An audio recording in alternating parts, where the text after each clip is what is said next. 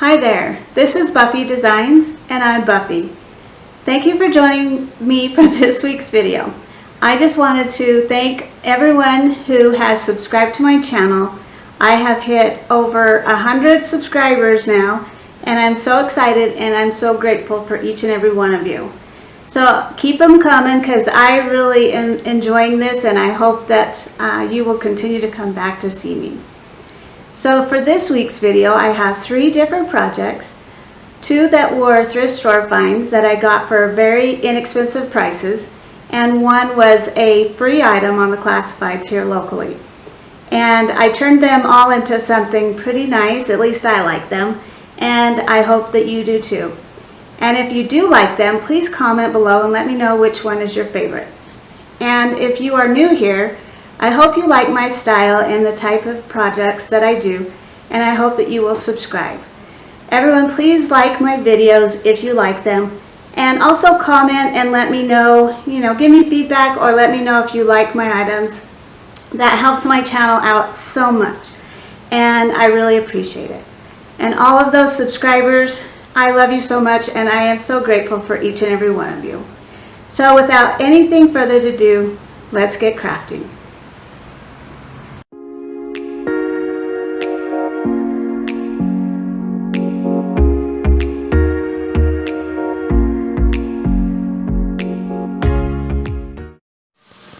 For my first project, I'm going to try this tissue paper technique, and I'll go over that more later on in the video.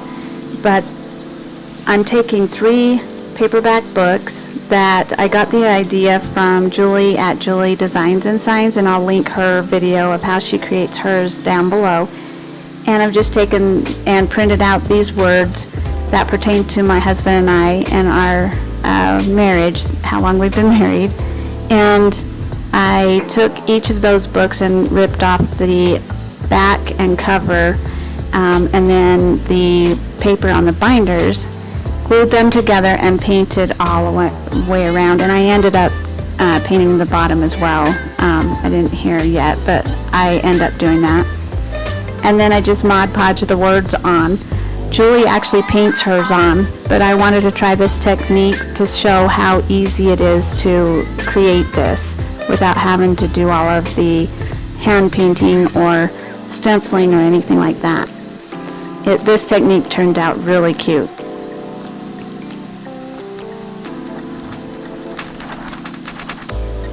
And so you just Mod Podge over the top as well, and it turns out really smooth.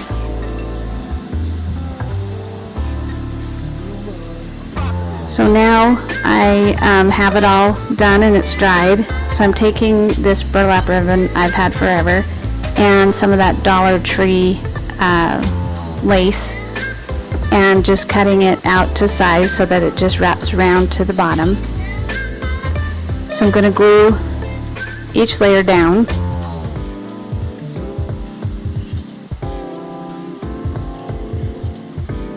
And I apologize that I'm out of range a few times here. I'll try to work on that and get a better angle.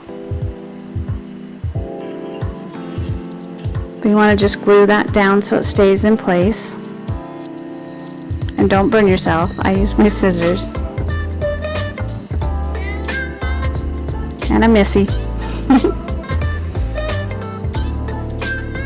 So then after this is all done, I do the Dollar Tree lace ribbon.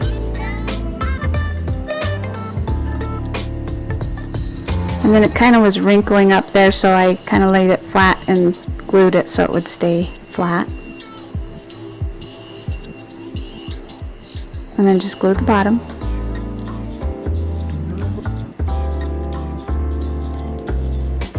And then I just took some twine that I had. I'll put everything linked below for you so you see what I used. And at first I was going to sit and wrap a few times, as you'll see here in a minute. Oh, I'm doing the bows I guess now. So the bows, I just took the burlap ribbon and wrapped it a couple of times and then tied it with twine in the middle, easy bow. And I already had the little bow from the Dollar Tree stuff. So here I thought I was going to wrap it like, I don't know, 4 or 5 times. Didn't work out. So I ended up just wrapping it twice and tying it. Julie at Julie Designs and Signs usually does it really quick and it looks so cute, and I just couldn't do it. I couldn't make it look like hers.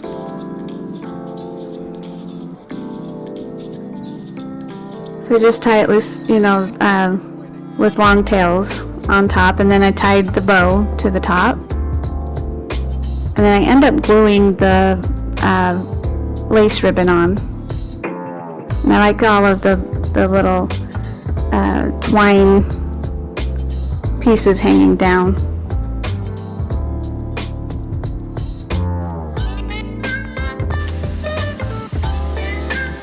So now that those are all glued down, I'm just taking some lamb's ear that I got online on Amazon and just put a piece of that in, a pick of that, trying to get it right. And then I have some Dollar Tree spring blue flowers that I just cut off and put a few strands of that in. I ended up not using the green leaves in it because it looked too fake and fluorescent, but it turned out cute. And then I added a few more pieces of twine to make it, you know, a little bit more fuller.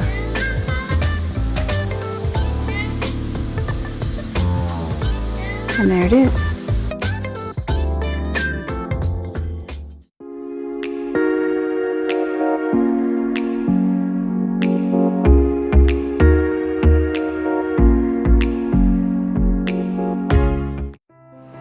My next project is an idea that I got from Julie at Julie Designs and Signs as well. And I had my son cut this out for me as I don't have a scroll saw, and I'm just sanding the corners to make them a little bit more beveled so it looks a little bit more decorative. And now I'm using some dark walnut stain to stain the bottom and get into those grooves. The grooves he cut out as well for me, so it sits really nice and snug over those little rods that are at the bottom of the tray. And now I'm just making sure to get the sides all stained as well. And I'll have her link to her video, to Julie's video, down below, so you'll be able to see her way of doing it. She cuts it herself and everything. She's amazing. I don't have all of that, so I can't do it. So this one was kind of easy for me because I had my son-in-law do it. So I'm just making sure to get the stain in those grooves so that if someone turned it upside down, they'd see it. And now just staining the top. I chose to stain because I wanted to see that wood color, and it turned out really pretty that all of the design came through on the wood. It turned out really good.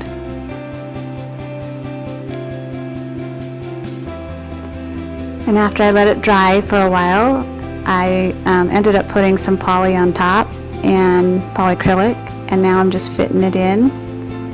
Once I could figure out the actual shape of where it went,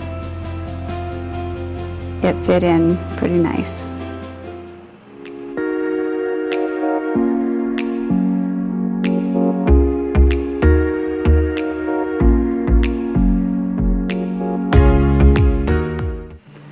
I'm so excited for you to see this next project. I picked up this bowl and pitcher at the thrift store, and I'm just taking it out to spray paint it with the white chalk paint from Rust-Oleum. They didn't go together. The bowl looked like it was homemade by someone, and the pitcher was manufactured, but they were really close with size, everything, so they fit really perfect together. So I knew exactly that I wanted to try this technique. So I was very impatient and tried to cover everything in one coat, which I know I shouldn't, but I had to sand it down and redo it. So take your time. You want to do light coats, and I think this one took like 3 coats, after it was all said and done. I put a plastic bag inside of the picture and put some painter's tape around to make sure that it didn't get inside. And so now this technique with the tissue paper, I am Mod Podging it to the side of this, and this is my first time doing this, so I shouldn't have used so much Mod Podge. So when you do it, just do a light coat of both under and on top. And the tissue paper technique is from Sandra at Schwowan's Nest. I'll have a link to one of her videos that she does this technique on a piece of wood, but she also does others with some glass and other different type of things like that. So it's really cool. So then you just cover the top with Mod Podge as well. So like I said, you only want to do, you know, the bare minimum, because afterwards it shows through, you know, your brush strokes and everything.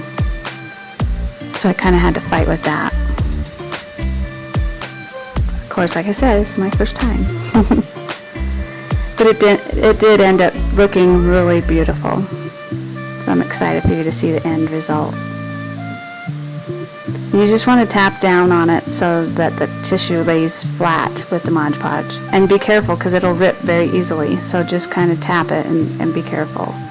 So here I'm kind of measuring where I wanted to lay them. And I want 3 different ones. And I just cut them out around the flower so that there's no excess tissue paper. And then she has this technique that I just use. It's really awesome. You use your brush that has the Mod Podge on it to pick up your tissue paper and place it where you want it. So that really works really well. And then I just use my fingers to smooth it out and then put a layer of Mod Podge over the top.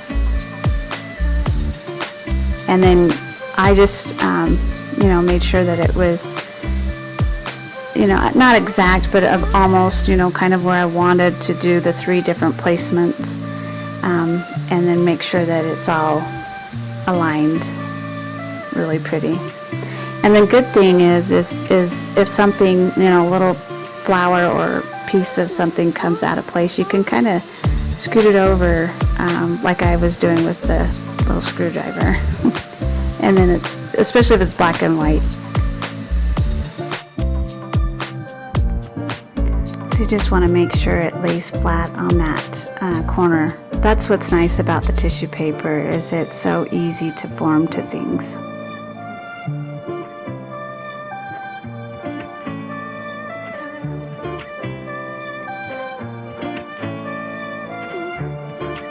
And that third one on there. See how pretty it's turning out? And I'll show you in just a minute how it all turns out. Oh, and after I finished doing all the Mod Podge and let it dry, I put some of this clear, matte clear on it, and it made it, you know, look nice.